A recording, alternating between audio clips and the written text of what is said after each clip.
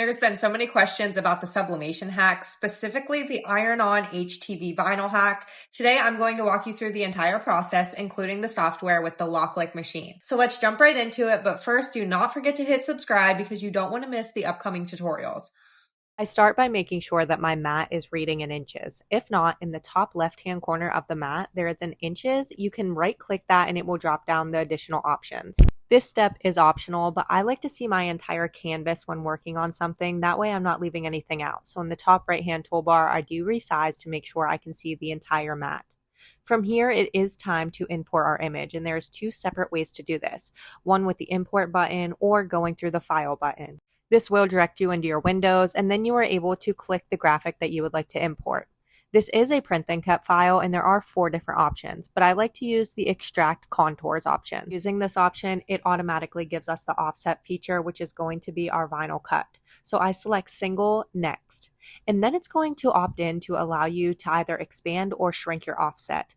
I usually just use whatever it is automatically at, but if you feel that you need something larger or smaller, go ahead and adjust that. Now it looks like nothing has uploaded, like it's a complete mess, but I promise you there is 2 layers here. Select both of them and resize to make sure you can see your entire design and that it is at the perfect size that you wish to cut. Now it's time to print, but first we need to make sure that this cut layer is sent to the back, so right click and hit send to back. Now it is time to print our top layer, and you want to deselect the back layer and then reselect just the top layer.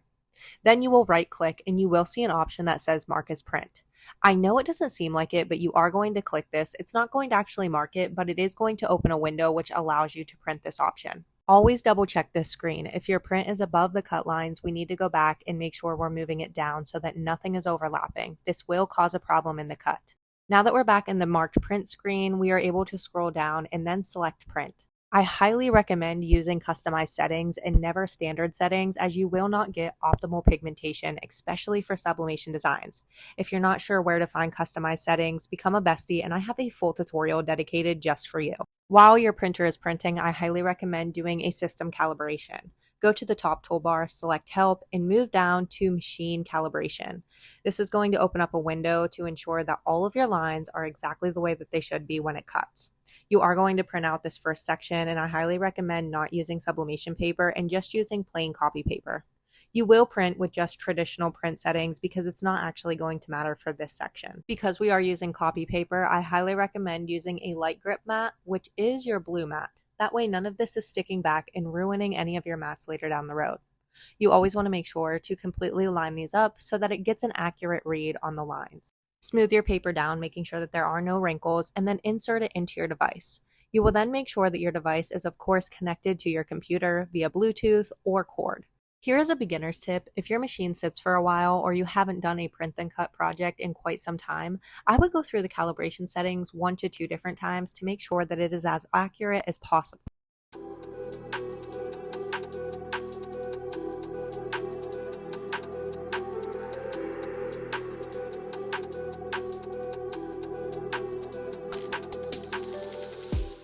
Once all the cuts are complete, you will remove your mat and see that your system did go through and cut pretty close to the lines. Now we need to move over to our software, and you will see a section A through D where you are going to insert which line cut exactly on the line or closest to it. There is an option from -10 up to +10, so go through each section and make sure that you're putting in the most accurate cut.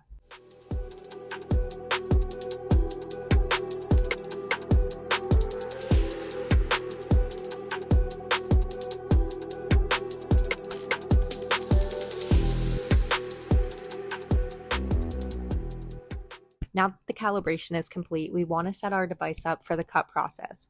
You will go to the top where it says connect device, and then it is going to open up your system settings. Double check that the print and cut option is selected, your device is connected, and your correct mat is selected. From here, you do want to select both layers and move down to make sure that you are setting up the correct cut process. If you would like to, you can adjust both your force, speed, and blade, and then you will select cut.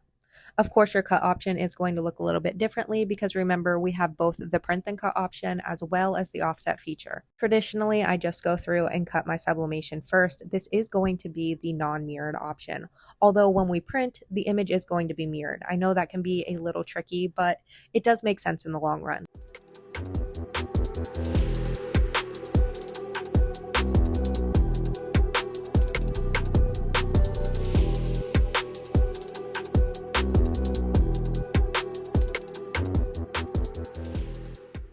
When removing the excess paper, make sure to move slowly. You don't want to rip any of this paper onto the backing. It can be a pain to get off of these mats.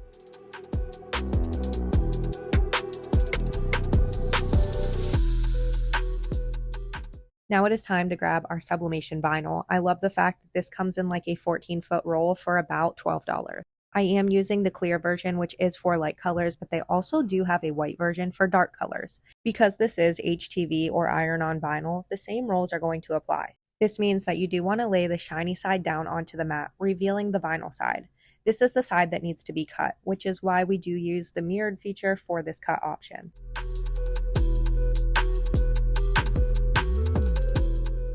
To save as much vinyl of this as possible, I do leave the entire roll attached while it is cutting, and then once it's cutting, I do remove the excess as close to my cut as possible. Then I do save the other section for another project further down the line. From here, you are going to just weed the project, which is super easy and pretty quick.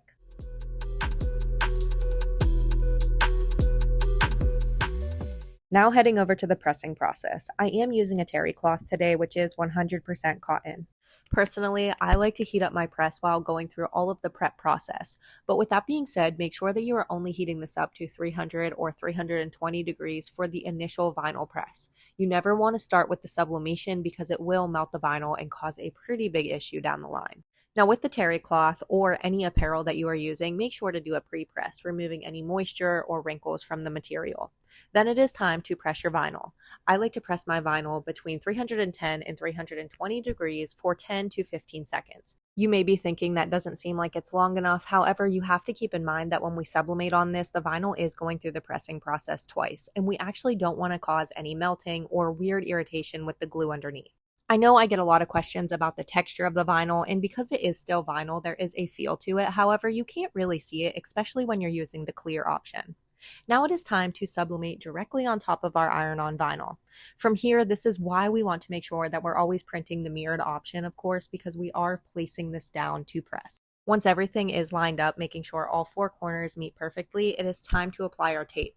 I highly recommend using only heat transfer tape because any other form of tape is not going to resist the heat and completely ruin and melt into your project. Always, always, always cover up your element. That way you don't get any ghosting. Use copy paper or butcher paper. I do press the sublimation at 370 to 385 degrees for 40 to 50 seconds. This is going to give you the perfect press. Now you can remove this automatically or you can wait a little bit and let it cool down. It's not going to irritate or cause any ghosting. This is one of my favorite hacks for sublimation because of obvious reasons. It is bright and beautiful every single time. And once you get the hang of it, it doesn't take as long as it initially feels. I hope this tutorial helps you, and let me know if you have any questions.